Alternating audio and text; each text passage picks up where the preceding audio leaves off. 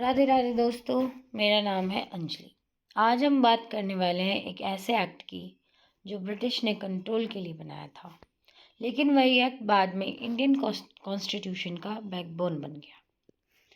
Yes, I am talking about the government of India act 1935। Polity के chapter 1 topic 8 की बात कर रहे हैं। सोचो, ब्रिटिश कंट्रोल भी चाहते थे और रिफॉर्म्स के लिए ड्रामा भी कर रहे थे। तो उन्होंने क्या डिज़ाइन किया? उन्होंने डिज़ाइन किया गवर्नमेंट ऑफ इंडिया एक्ट 1935। ये ब्रिटिश पार्लियामेंट का सबसे लंबा और सबसे डिटेल एक्ट था। इंडिया के लिए ये ब्रिटिश पार्लियामेंट का सबसे लंबा और सबसे डिटेल एक्ट था इंडिया के लिए। लेकिन सवाल ये है, क्या सच में ऑटोनॉमी देता था या फिर ये सिर्फ कंट्रोल रिफॉर्म था? सच में ही ऑटोनॉमी देता था या फिर एक कंट्रोल रिफॉर्म ही था?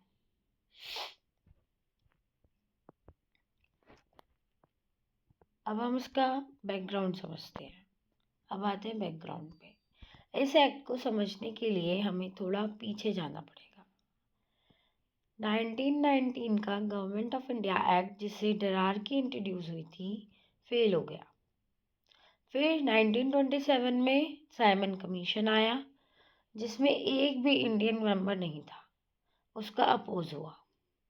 1930 और 32 के बीच राउंड टेबल कॉन्फ्रेंस हुई। नेशनल मूवमेंट स्ट्रांग हो रहा था। इंडियंस रिस्पॉन्सिबल गवर्नमेंट डिमांड कर रहे थे। ब्रिटिश को रिफॉर्म का इम्प्रेशन भी देना था और कंट्रोल भी नहीं छोड़ना था। ब्रिटिश को रिफॉर्म का इम्प्रेशन भी देना था और कंट्रोल भी नहीं छोड़ना था। तो इसका रिजल्ट आया गवर्नमेंट ऑफ इंडिया एक्ट 1935। अब आते हैं इनके की प्रोविजंस पे।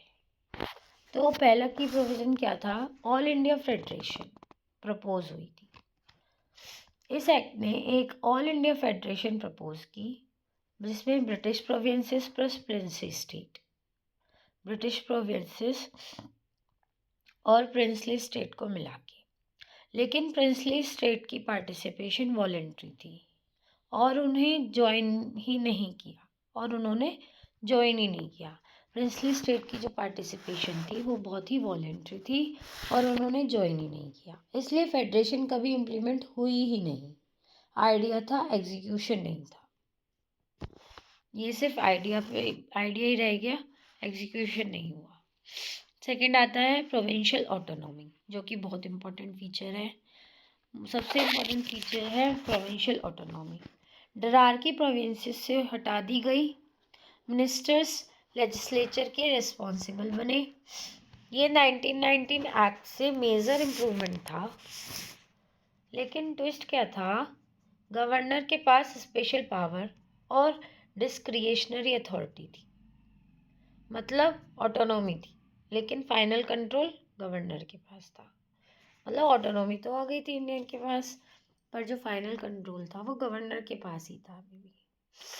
अब इसका थर्ड फीचर आता है डरारकी एट सेंटर। ये भी प्रपोज की गई।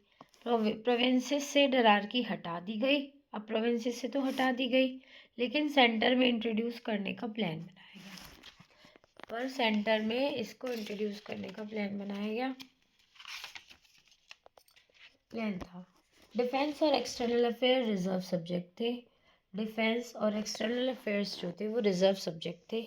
लेकिन फेडरेशन इम्प्लीमेंट नहीं हुई, तो ये भी प्रैक्टिकली नहीं आए। जो फेडरेशन है वो भी प्रैक्टिकली नहीं आए। अब आता है हमारा डिवीज़न ऑफ पावर। इस एक्ट ने 3 लिस्ट इंट्रोड्यूस की। पहली लिस्ट थी federal list, provincial list, second list concurrent list. Residuary power governor general के पास ये थी। मॉडल बाद में आर्टिकल 246 और 7 शेड्यूल का बेस बना। ये जो मॉडल है वो बाद में हमारे कॉन्स्टिट्यूशन में आर्टिकल 246 और 7 शेड्यूल का बेस बना था। नेक्स्ट आता है हमारा सेफगार्ड एंड स्पेशल पावर्स, जो कि बहुत इंपॉर्टेंट है मेंस के लिए। गवर्नर के पास वीटो पावर थी ऑर्डिनेंस मेकिंग पावर थी, control over defence and finance था। गवर्नर के पास स्पेशल रिस्पॉन्सिबिलिटी यानी स्ट्रक्चर फेडरल था, पर रियल अथॉरिटी ब्रिटिश के पास ही थी। पर फिर भी जो रियल अथॉरिटी थी वो ब्रिटिश के पास ही थी। नेक्स्ट आता है इमरजेंसी प्रोविजंस। फेडरल इमरजेंसी और प्रोविंशियल इमरजेंसी, दो तरह की इमरजेंसी लगाई जाती थी। गवर्नर जनरल डायरेक्ट कंट्रोल ले सकता था। ये ही बाद में इंडियन कॉन्स्टिट्यूशन के इमरजेंसी प्रोविज़न का प्रोसीजर बना। जो गवर्नर जनरल था वो कंट्रोल ले सकता था डायरेक्ट, और बाद में जो इंडियन कॉन्स्टिट्यूशन में यही इमरजेंसी प्रोविज़न का प्रोसीजर बना था। नेक्स्ट आता है by cameralism expanded. By cameralism expanded 6 provinces में बाई कैमरलिज्म लेजिस्लेचर इंट्रोड्यूस हुई, सेंटर में कंटिन्यू हुई। नेक्स्ट आता है फेडरल कोर्ट 1937। 1937 में फेडरल कोर्ट एस्टेब्लिश हुआ। ये ही बाद में सुप्रीम कोर्ट ऑफ इंडिया का प्रोसीजर बना। ये ही बाद में सुप्रीम कोर्ट ऑफ इंडिया का प्रोसीजर बना, मतलब इसी को देखते हुए आगे इंडिया में सुप्रीम कोर्ट बना। नेक्स्ट आता है public service commission. Federal PSC और प्रोविंशियल पीएससी एस्टेब्लिश हुए। आज के यूपीएससी और स्टेट पीएससी स्ट्रक्चर की फाउंडेशन यही है।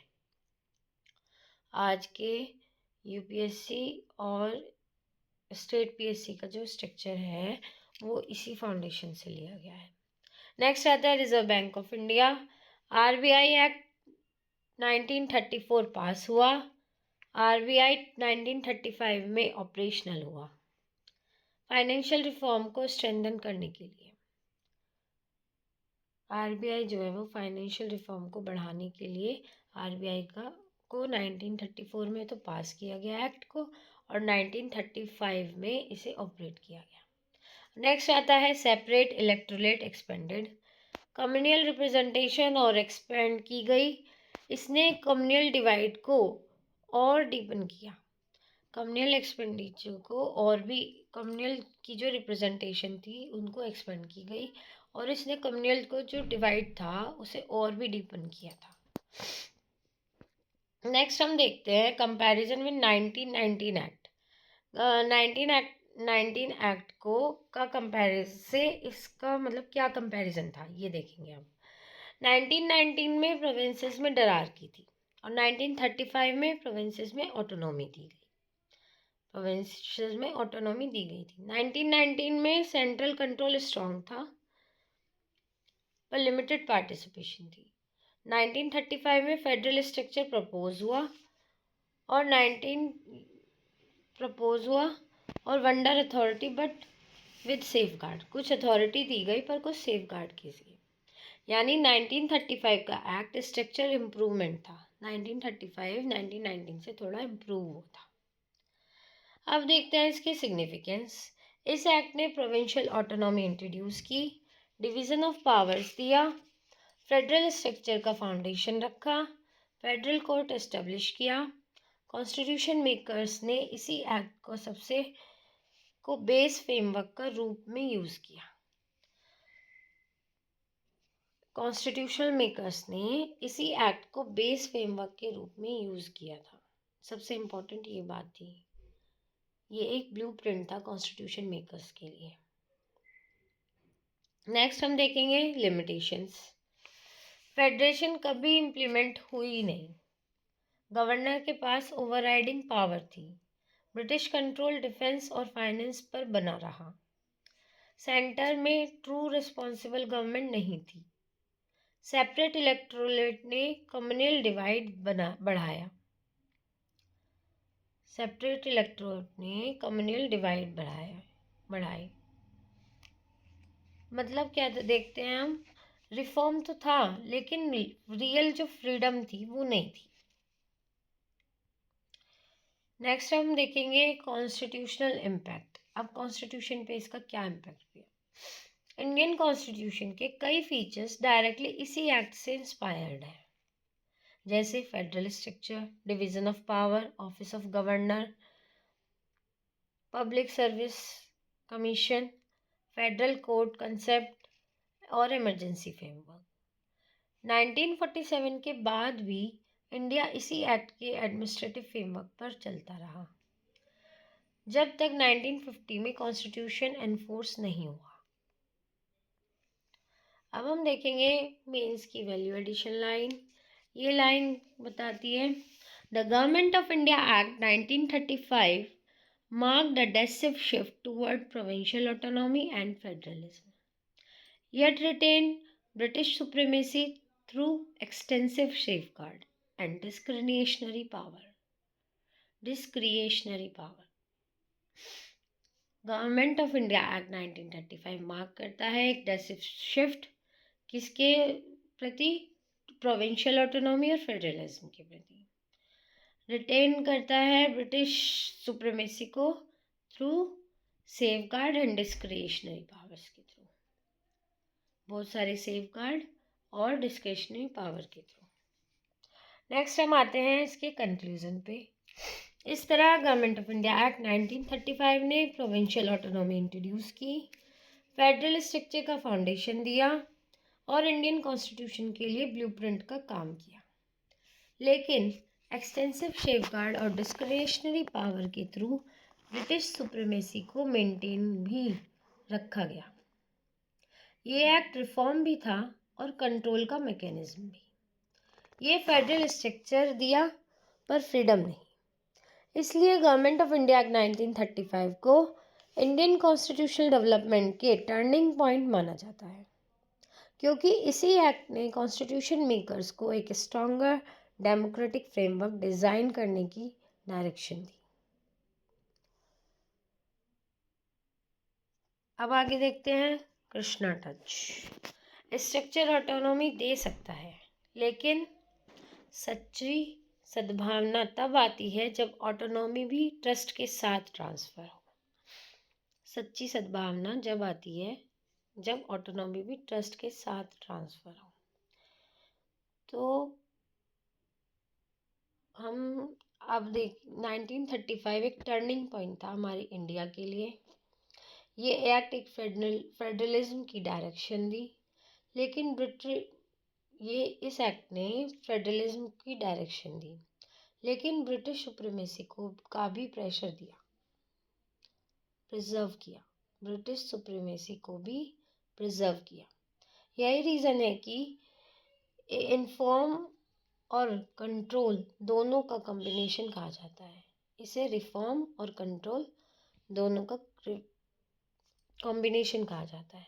अगर इसी ने इंडियन कॉन्स्टिट्यूशन के लिए और इसी ने इंडियन कॉन्स्टिट्यूशन के लिए ग्राउंड फ्रेमवर्क भी प्रिपेयर किया। अब लास्ट में हम प्रीलिम्स के कुछ क्विक फैक्ट रिवाइज कर लेते हैं। Passed in 1935, government of India act 1935 पास हुआ था।